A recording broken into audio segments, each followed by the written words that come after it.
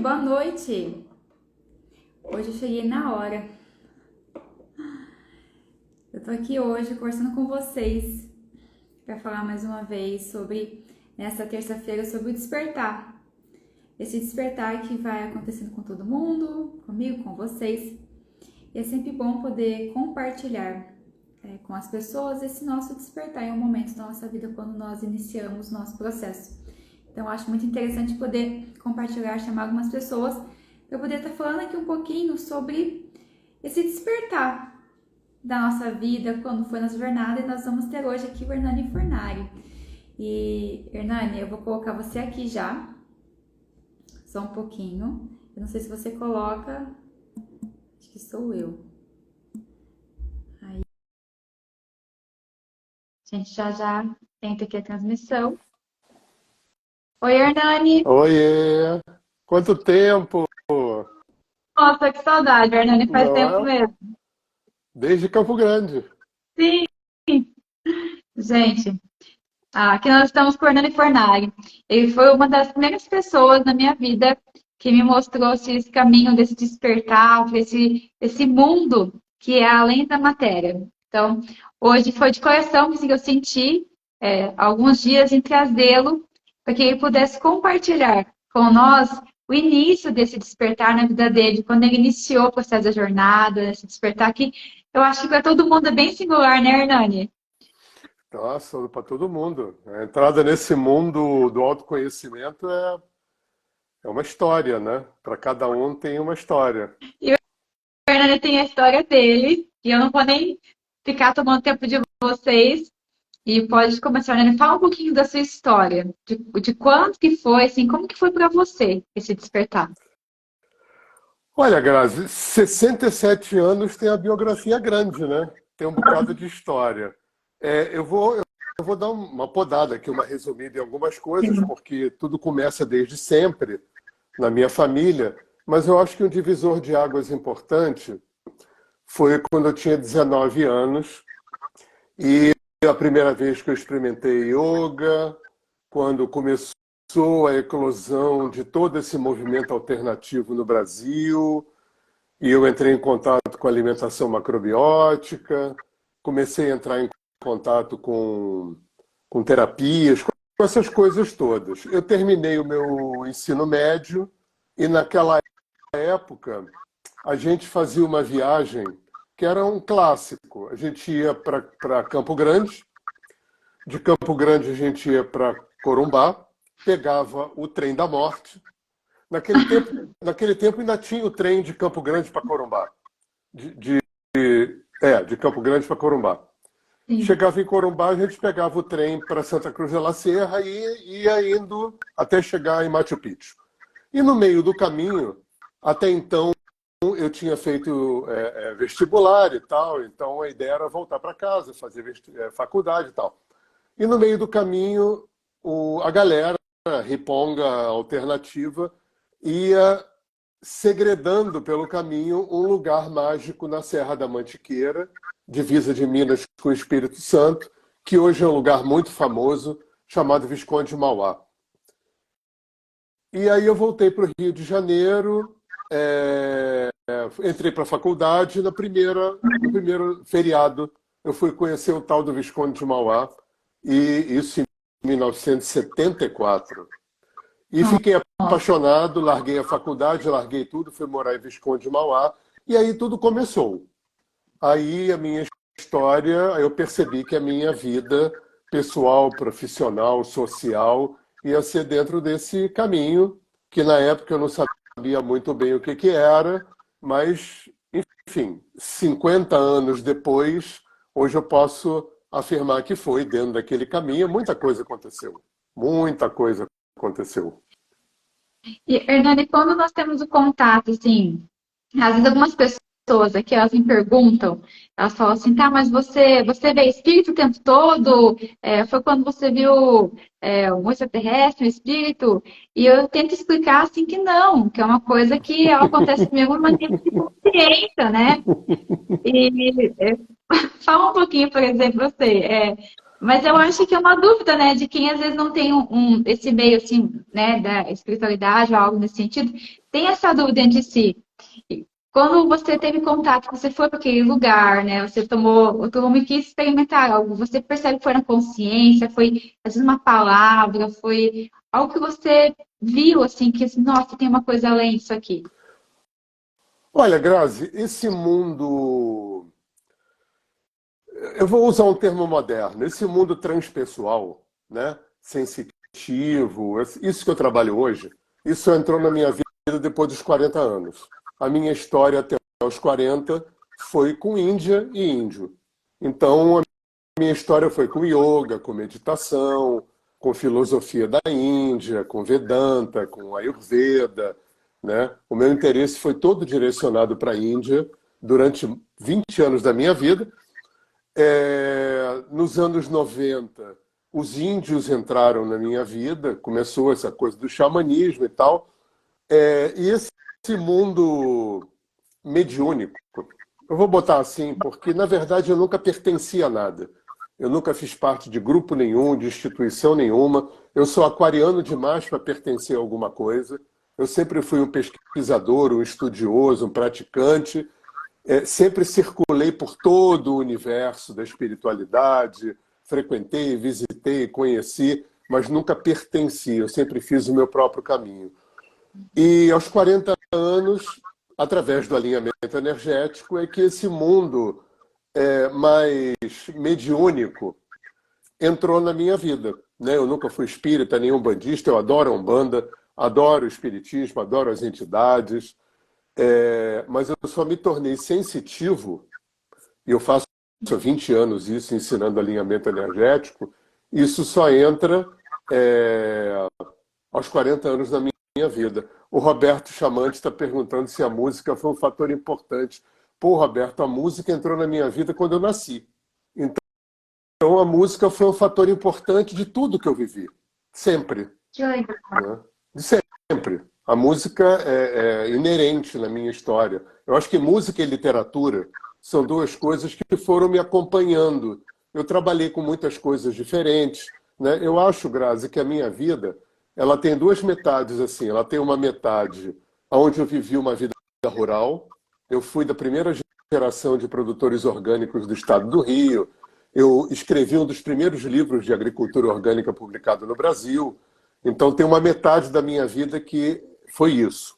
E tem uma outra, a segunda metade da minha vida, depois dos 40, aí entrou a terapia, eu fui professor de yoga, né? Aí entrou tudo que eu faço até hoje. E a música foi acompanhando toda a minha história nesse caminho, né? Mas eu nunca vi espírito. Tá? Espero não ver. Que nós temos, né? Eu escuto bastante isso. Até por causa dos atendimentos, né, que nós fazemos e essa comunicação, né, sensitiva. Então, muitas pessoas elas têm um entendimento dessa sensitividade Uhum, com pessoas, né, que claro. são pessoas como eu, você, estão apenas em uma outra dimensão, um outro processo. Então, existe essa confusão, né, dentro delas. Eu vejo isso que é realmente bem confuso entender a sensitividade Claro. com a questão de mediunidade e espiritualidade em um outro viés, né? Eu acho que a confusão ainda existe, Grazi, porque é, a mediunidade aplicada em terapia, que é isso que o alinhamento energético veio trazer, o Theta Healing, frequência de brilho, constelação familiar, registro acástico, leitura de aura, são terapias muito diferentes entre si, mas que têm um viés muito, muito comum. São terapias, mas não são psicologia, e são mediúnicas, mas não são espíritas. Isso é muito novo, isso não tem 50 anos.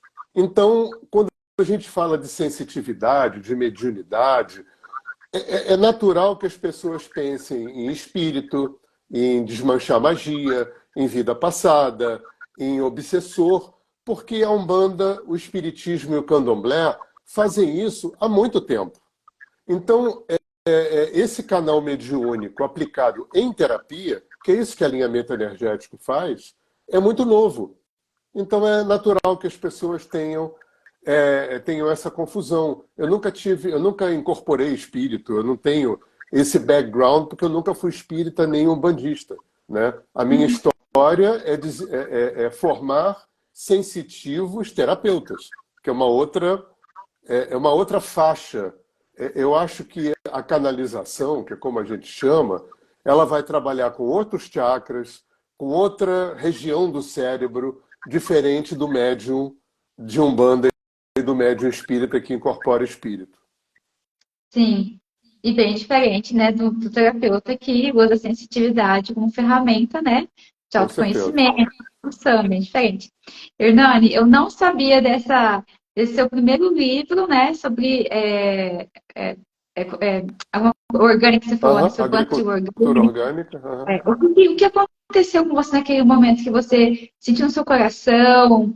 Porque eu vejo que sim, a Índia, né? A Índia e os índios tem um pedaço bem grande aí dentro de você, esse Ah, bem lugar. grande. E para você escrever um livro falando sobre isso, é uma coisa bem grande, porque hoje nós estava conversando com um amigo meu que é necessário fazer esse olhar novamente para a agricultura e que isso é expansão da consciência, né? A consciência, o despertar, ele está justamente nesse olhar de fazer algo maior para cá, não apenas deixar estragar ou usar de uma forma às vezes inadequada, né? Que pode ser melhor utilizada, mas sim fazer bom uso disso tudo, amar isso tudo. Fala um pouquinho para nós, como que foi para você? Então, Grazi, eu falei, eu larguei a faculdade, aos 19 anos eu fui morar em Visconde de Mauá, e esse movimento todo, ecologia, terapia, agricultura orgânica, tudo isso estava muito começando. Ou seja, bibliografia, material para pesquisa, estudo, nada, nenhum, muito pouca coisa. E eu me lembro que aí eu comecei a fazer horta, essa coisa que a gente faz quando vai morar na roça. E eu me lembro que um dia eu estava no Rio, eu fui numa livraria, uma livraria que foi muito pioneira no Brasil. Hoje ela existe ainda, Editora Ground, mas naquela época a Editora Ground estava muito começando e os donos da Editora Ground eram muitos meus amigos, um deles é meu amigo até hoje. E eu cheguei nessa livraria procurando um livro sobre agricultura orgânica, agricultura natural, enfim. E aí o pessoal riu e falou, não, mas esse livro não existe. Eu falei, como que isso não existe? Ah, não tem no Brasil esse assunto. Eu falei, mas por que não tem? Por que ninguém fez? Ah, porque não vende. Aí eu falei, tá legal, então eu vou fazer. Aí eu fui fazer. Fui fazer, isso me deu muito trabalho. Eu fui muito ajudado pelo meu pai. O meu pai trabalhava na FAO. A FAO é o órgão das Nações Unidas para a Agricultura.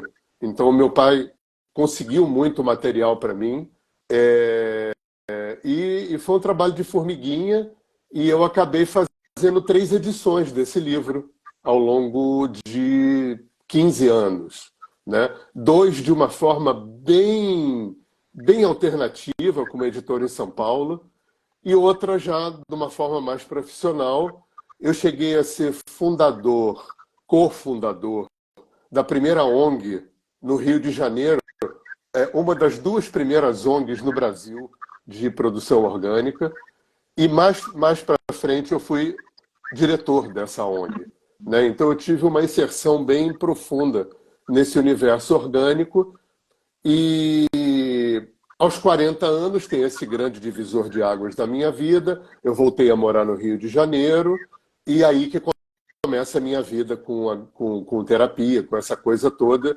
E eu fui perdendo, fui me desligando um pouco desse tema de agricultura orgânica. Há Aham. 10 anos eu moro de novo no campo, eu moro no interior, eu moro dentro da floresta, mas hoje eu brinco só de fazer horta em casa, eu não tenho nenhuma relação mais com esse universo da agricultura orgânica. Nossa, eu achei fantástico essa fala, porque você foi buscar alguma coisa, não tinha, e você não se contentou com o que não tinha, É, né? Com a possibilidade de ter algo bom. Então você foi deixar algo bom. Você foi trazer para foi casa. muito legal mesmo. Foi Nossa, é muito muito bom. legal. Eu, É, às vezes tenho aqui esse lugar que é o lugar desse processo nosso de consciência, expansão da consciência, é o olhar que você podia ter tido várias outras Poderia. rotas, né? É, Sair lá, resmungar, porque não tem, é por isso que não é. anda, não vai para frente. Poderia ter reclamado, poderia ter desistido. Poderia ter muita coisa. E é engraçado, Grazi, porque eu tive a sorte, né? Não é uma coisa exatamente meritória, foi, enfim, sorte, né? A gente chama de sorte essas coisas, né? Eu escrevi um dos primeiros livros de agricultura orgânica publicado no Brasil.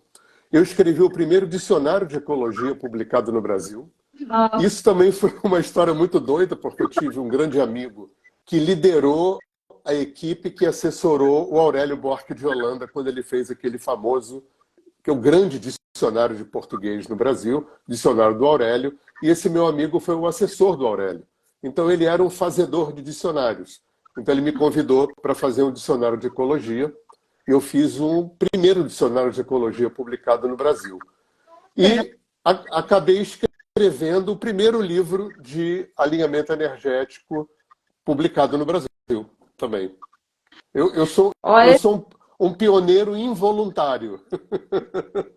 sim, porque você veio abrindo, né? Você veio abrindo o caminho, Hernani. Pois é. Porque nós Pois é. às vezes é aqui que, como se nós, às vezes, vem. Eu vejo muito falando isso na internet, estamos abrindo caminho. Eu, cada um tem a sensação que, às vezes, nós não damos, às vezes, o valor a quem. Não estou chamando você de velho, tá? Por favor, não é isso. Mas você veio bem antes de mim, Hernani. Então, você trilhou um lugar. Também foi difícil e desafiador. E você fez esse movimento mesmo assim. E continua fazendo. Vamos Então, fazendo. exatamente. É. Então, A vida é um fazer, né? A gente vai fazendo o que é possível, né? O que está dentro do nosso, né? O que a vida vai jogando no nosso colo, né? e Hernani, exatamente isso. Às vezes nós deixamos de fazer porque nós achamos que precisa de algo para fazer, né? E quando nós olhamos para o lado que nós precisamos para fazer o que nós precisamos fazer, está ao nosso redor, Pois já está é, ali. A vida tá ela é ali. muito generosa nesse sentido. É. Algumas coisas demandam mais trabalho, algumas coisas demandam mais resiliência, algumas Sim. coisas demandam paciência, algumas coisas demandam entender que não vai rolar mesmo e a gente tem que desapegar, né? E a gente caminha. A vida é uma sucessão de altos e baixos, né? De fazeres e aí é assim que a gente vai caminhando, né? Procurando que isso seja o mais leve que a gente puder. Sempre, né? Hernani, fala um pouquinho para mim da. Ah, tá. O Lucas, espera só um pouquinho que já vou perguntar, mas está no Qual é final o para meu ele. horizonte? Mas eu ia te perguntar, Hernani, da questão, quando você mudou para o alimento energético, o que te encantou? O que te encantou quando você fez essa rota virou e você entrou para essas terapias, né? O que te encantou ali? Bom, especificamente em alinhamento energético, porque até o alinhamento energético eu não tinha nenhuma relação com esse mundo sensitivo, com esse mundo transpessoal. Eu dei aula de yoga há muito tempo, eu era professor de formação de instrutores de yoga, eu era massoterapeuta ayurvédico, eu dava curso de massoterapia ayurvédica por todo o Brasil. O que me atraiu para o alinhamento energético é que eu me apaixonei pela pessoa que me ensinou. E aí eu comecei a namorar ela, e aí. Quer dizer, na verdade, eu também podia ter dito não, né? Ela podia ter continuado com alinhamento energético, eu podia ter continuado dando aula de yoga, mas por alguma razão, eu Sim, não sei racionalizar isso, eu topei. Eu topei entrar nesse mundo, eu dei muito trabalho, porque eu não sou uma pessoa crédula, eu não sou uma pessoa mística, eu não sou agnóstico, mas eu não sou místico. Então eu precisei de muita comprovação. Foi uma caminhada longa até eu poder assumir a minha condição de sensitivo e, enfim, relaxar e até chegar na posição que eu estou. Esse ano eu estou fazendo 20 anos que eu ensino alinhamento energético por todo o Brasil. Mas eu dei bastante trabalho para a galera do andar de cima. Eu dei bastante trabalho. Não foi uma coisa, não foi um processo fácil, né? Eu precisei de muita comprovação, né? Porque eu sou mais filosófico do que devocional, eu sou mais racional do que uma pessoa de fé, né? Então eu dei bastante trabalho, mas foi bacana, valeu a pena. Sabe, quando eu fiz o curso, gente, de alinhamento energético, na época eu nem sei quantos anos, quanto tempo faz, Hernani, mas 2016, eu acho. por Por ali ali. mesmo. É. O Hernani falou uma coisa no primeiro dia. Eu tinha concluído, estava concluindo, não, tinha concluído já a psicologia, e aquela, né, aquele chamado, seguindo chamado para uma coisa que era além, né, desse mundo teórico, desse por diante. E aí eu fui também escutei o chamado do programa energético. No primeiro dia, o Hernani falou uma coisa que eu guardei para sempre. Ele disse assim que, gente, nada é pessoal. Nada é pessoal.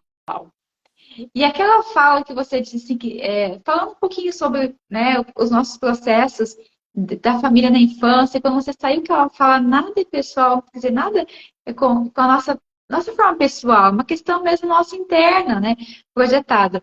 Naquele momento, sabe quando você para e fala assim, nossa, passei 5 anos na faculdade e foi uma trabalheira para entender algumas coisas que nessa fala teria assim, sido bem mais suave a compreensão que eu teria naquele momento, naqueles 5 anos. Que de fato é uma fala que foi um despertar, numa fala só sua naquele momento. E depois, nessa jornada da sensitividade, de sentir, também não foi fácil para mim. Eu ainda dou trabalho, pessoal, lá de cima, muito, muito mesmo. E eu acho que esse é o caminho, num certo ponto, de nós termos esse lugar de olhar, observar, refletir algumas coisas, para nós criarmos seguramente, mas dou ainda muito trabalho, e dentro desse contexto, eu parava e pensava assim, nossa, ele vai falar para mim que eu tô assim, variando, que eu tô louca, nossa, meu Deus, ele tá vendo que eu tô de olho fechado, que eu não tô vendo nada, não tô sentindo nada. E o Hernani ele nunca me desencorajou. Ele nunca falou nenhuma palavra pra ninguém lá. Ele sempre sereno, tranquilo. Não, você consegue, eu sei, vai lá, vai, você dá conta. Sempre foi assim. Eu acho uma das coisas incríveis sua, assim, nesse seu ensinar, é esse encorajamento com as pessoas ao seu entorno. Mesmo que você sabe que também para você não é fácil, mas isso eu sei que você vai conseguir. Isso é uma das coisas que eu acho fantástico. No seu curso, né, no Alinhamento Energético, eu sei que você tem outros, mas foi fenomenal. Eu acho essa sensação mesmo nossa, eu tô assim, não é isso, eu não tô captando, isso tá errado, e a outra pessoa está acreditando. Eu acho que o que eles fazem lá em cima com a gente, Hernani. Sabe o que eu acho, Grazi? Aquilo que a gente estava falando, que o mundo sensitivo ainda está muito vinculado no imaginário coletivo com a coisa espírita, umbandista, né? Com esse mundo espírita. Vamos chamar de espírita, generalizar o mundo mediúnico que trabalha com desencarnado. Essa coisa mediúnica também está muito vinculada com a coisa de adivinhação, de ver futuro, de adivinhar futuro, de acertar, né? E talvez a coisa que eu tenho mais empenho no meu ensino é desconstruir para as pessoas todo esse emaranhado que ficou no imaginário coletivo. Porque alinhamento energético não trabalha com desencarnado, alinhamento energético não trabalha desmanchando magia. Vida passada, eventualmente, se trabalha porque isso existe. Trabalho de desobsessão não é uma tarefa do alinhamento energético. Alinhamento energético não tem a menor compromisso com adivinhar futuro.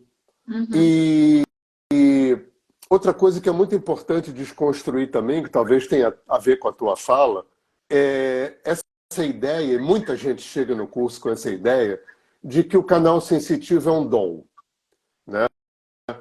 De que o canal sensitivo é um dom, né? São três coisas muito importantes que tem que desconstruir. É que o canal sensitivo é um dom, que para ser médium tem que ser meio primo irmão do Chico Xavier, tem que ser um prodígio de virtude, e para ser terapeuta tem que ser bem resolvido. Então, para ser sensitivo, não tem que ser primo irmão do Chico Xavier. Para ser sensitivo, você tem que ser ético. Para ser terapeuta, não tem que ser bem resolvido, porque senão não existia nenhum terapeuta no mundo. Para ser terapeuta, você tem que estudar, você tem que se Bastante. trabalhar, você tem que ser cliente de terapia, porque terapeuta que não se trabalha em terapia não existe. E você tem que ser ético. Você vê que a ética está sempre presente em todo esse processo, né? Então, para ser um terapeuta sensitivo, o que você precisa é estudar, é ser ético, é se trabalhar e é entender que o canal sensitivo é um sentido natural do ser humano. Não tem nada mágico, não tem nada místico, não tem nada esotérico, né? O que a gente faz no curso é facilitar com que a pessoa se relembre, né?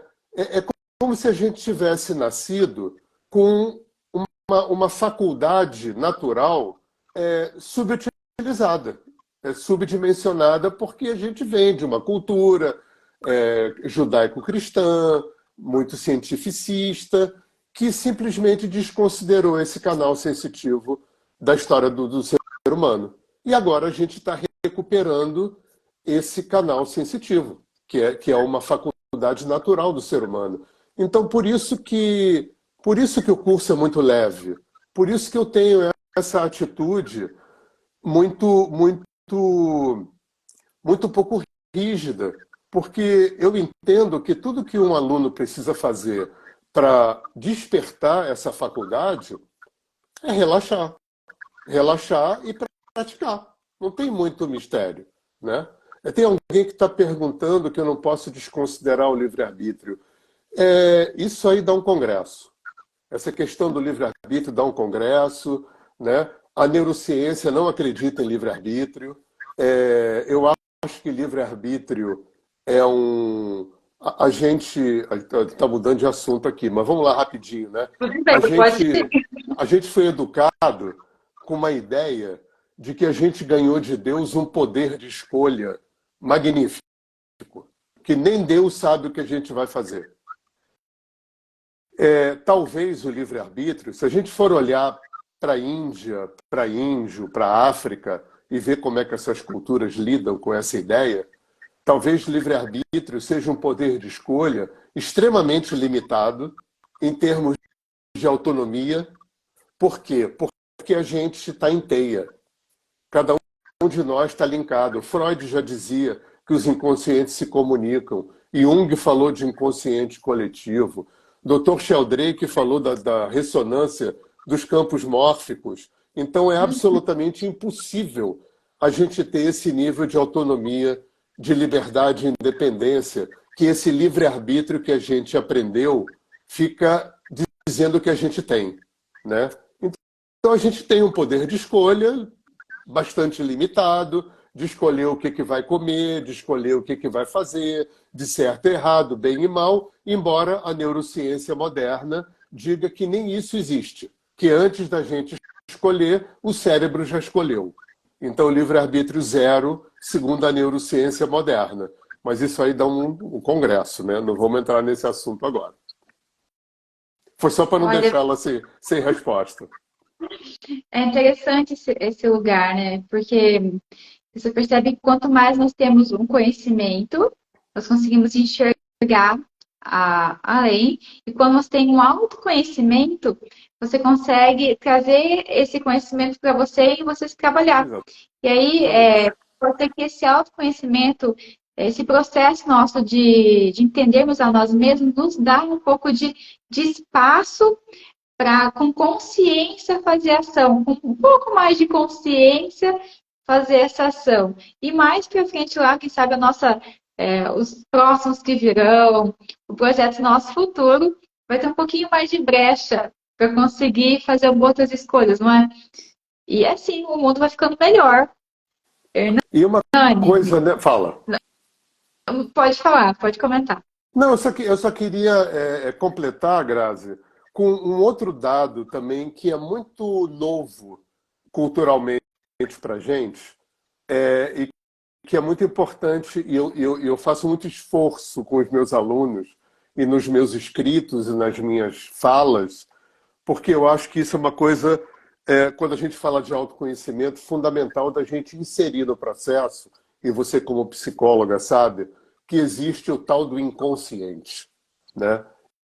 E a gente não aprendeu, a gente não é educado em casa, a gente não é educado na escola, a gente não é educado na vida ocidental com o fato absolutamente relevante, fundamental, de que 90 e muitos por cento de mim está vivendo aqui e agora e eu não participo.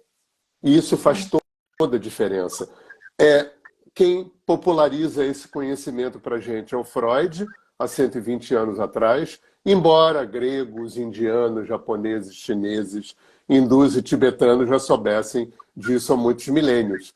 Mas eu acho que introduzir no pensamento ocidental, introduzir na nossa visão de mundo o fato de que existe uma dimensão bizarramente gigante da gente que não é consciente, eu acho que isso talvez seja a coisa mais importante no que a gente chama de autoconhecimento.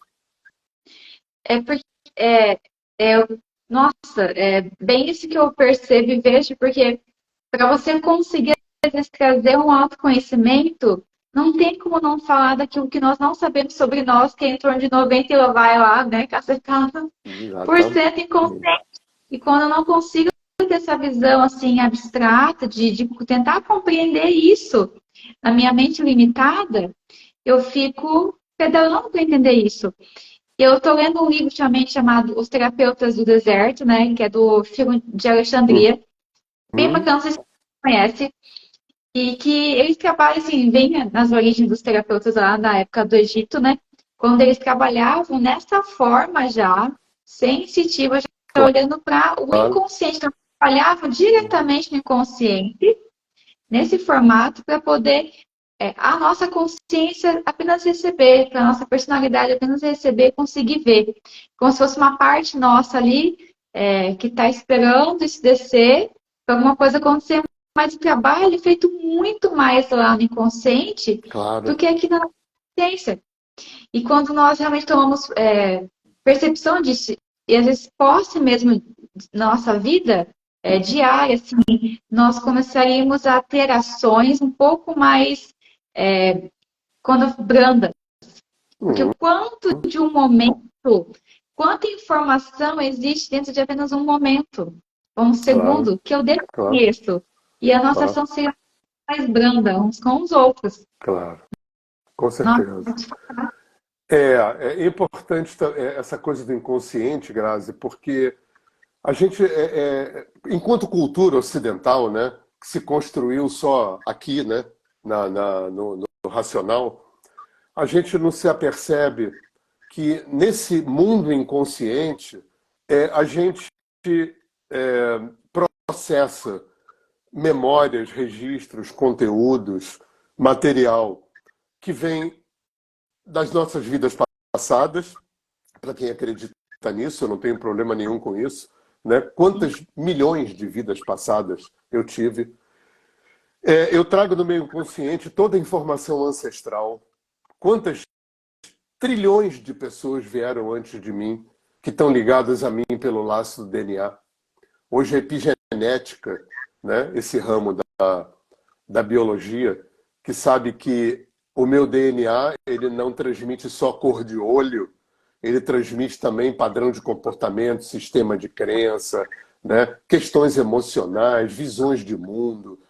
Então, todo o acervo que eu trago das minhas vidas passadas, de toda a minha ancestralidade, né, de tudo o que eu vivi nessa vida, porque a minha vida começa no ponto zero da minha fecundação, e eu só tenho memória do fim da minha infância para cá. Da minha infância eu tenho flashes, da minha gestação eu não sei nada, mas no meu inconsciente eu tenho todas essas memórias. No meu inconsciente eu guardo memórias de toda a interação que eu faço com o inconsciente coletivo, com o campo mórfico, que é de uma complexidade absurda. E tudo isso Sim.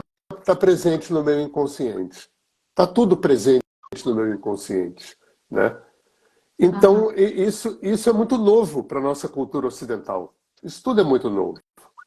Eu disse esses dias para alguém, olha, você vai ter que escutar com o coração, porque com a mente vai ser às vezes um pouco difícil de Pois conseguir é. até explicar, né? Porque o mental embarra, né, algumas informações. E eu estava falando com alguém hoje, assim, eu não vou nem te falar uma vida passada, porque a gente continua na mesma vida, só É, que você não lembra. Então, porque o inconsciente está ali vibrando o tempo todo com as informações, então as informações estão aqui o tempo todo. é. Não tem uma vida passada ou vidas passadas. Continua na nossa Continua jornada aqui. Exatamente. do presente, estão juntos o O tempo tempo todo e linhas de todo. tempo se abrindo. O tempo todo. É verdade. E, Hernani, me diz uma coisa, que foi o Fala. que o Chico comentou, né? Qual que é o seu horizonte agora? Porque você teve uma jornada ali de abrir caminho muito significativa, de passou deixando livros de agronomia, de orgânico, e passou pelas terapias. Então, o quanto de coisas que você já vem, sabe? Sementes que você vem deixando aqui, de várias formas. Que é esse horizonte para você, Fernani? Além do Belo Horizonte, da capital de Minas. Sei lá, Grazi, não sei. Eu não tenho projetos de vida muito específicos, eu não tenho metas muito específicas. Eu acho que deixa a vida me levar é bacana, eu acho que eu tenho um bom know-how, um bom background, né? Eu tenho uma vida profissional que já pega no tranco, né? Ela tem um movimento próprio, né? Eu trabalhei bastante para dar um movimento para isso, né? E eu tenho, sei lá, eu vivo muito bem. Eu vivo aqui no meio da floresta, fazendo a minha música, cuidando do jardim e aceitando os convites para onde me convidam para poder ensinar aquilo que eu sei ensinar. Então eu vou meio ao sabor, assim, né? Eu acho que com 67 anos, né, eu acho que eu já coloquei os fundamentos que eu tinha que colocar, né? Eu não tenho mais muito alicerce para muitas fundações para fazer para frente, né? Eu acho que daqui para frente a vida tem um movimento próprio em função das pedras que eu fui colocando, né, do asfalto, do pavimento que eu fui colocando no meu caminho, né? Então, o horizonte é uma abstração para mim, né? O que vier é lucro, né? Deixa a vida me levar. Fernanda, eu sei que ainda você tem muitas sementes guardadas, perdidas na sua sacolinha aí para Tem, jogar pelo com mundo. certeza. Ainda tem muita música ainda para fazer, né? Que é uma área da minha vida assim, que eu estou bastante dedicado. Eu tenho filhos músicos, eu tenho um estúdio de gravação em casa, então é uma coisa que eu me dedico bastante. E o meu trabalho, né? Eu falo para a Gabi que eu tenho duas alegrias, é sair e voltar, né? Eu adoro sair para ficar os 10 dias fora. Agora, na segunda quinzena de julho, eu vou dar um curso de terapia da respiração em Santa Catarina, aí eu volto. Aí em setembro eu estou em Curitiba, em outubro eu estou em Cuiabá, em novembro eu estou em Brasília, e assim eu vou pingando aí pelo Brasil. E eu acho divertidíssimo, divertidíssimo sair e voltar. E outra coisa que eu acho muito divertida na minha vida também é porque eu sempre fui muito multitarefa. Eu sempre fui muito polivalente, eu sempre gostei de muita coisa. Então eu fico brincando que eu tenho um cabide com os personagens, né? Agora, por exemplo, eu estou no personagem professor. Aí eu, aí eu saio do personagem professor, aí eu vou no meu cabide e boto o personagem músico. Aí vou para o estúdio. Aí eu tiro o personagem músico e boto o personagem peão. Aí eu vou para a horta, vou para a oficina, vou trabalhar com madeira, vou. Eu gosto de oficina, eu tenho uma oficina, eu gosto de trabalhar com ferramenta, né? Então eu agradeço muito a vida ter me dado, né, de presente essa possibilidade de gostar de muita coisa, de ter habilidade para muitas áreas. Então isso torna. Porque aquariano tem um problema. Aquariano detesta rotina. Aquariano detesta aquela coisa, mesma coisa. Sim. Então eu agradeço muito a vida, né, a Deus, ao universo, ter me proporcionado uma vida variada. Então tem, tem sempre uma novidade, assim, isso é muito divertido. Isso faz a minha vida ficar interessante, né? E quando Eu não tem, acho. nós criamos uma novidade, né? Oi? Não, se E não quando temos, não tem criamos novidade, a uma gente cria. novidade. A gente cria uma novidade, não tem problema. Hernani, é, se você, o que você diria para quem está nesse caminho? Quem começou, por exemplo, sentiu também alguma coisa, de um caminho, de parou na live aqui hoje, o que está às vezes numa busca, uma sensação que nem sabe, mas que na cabeça dela vem assim, ah, a vida tem um algo a mais, a vida tem algo a mais. O que você diria no início dessa jornada, às vezes, para nós? Às vezes, um O que eu diria, né, conselho. Grazi? O que eu diria, em princípio, só serviria para mim. Mas vamos lá. Como sugestão, porque as nossas verdades só servem, em princípio, só servem para a gente, mas a gente pode dar boas sugestões, né? Eu acho que tem três coisas. Primeiro, vou repetir, para mim, né? Primeira coisa, estudar. Estudar, se informar, ler, fazer curso, praticar, pesquisar, né? Tá sempre se atualizando, principalmente se você for profissional de terapia, nessa área que trabalha com gente e tudo. Em segundo lugar, meditar.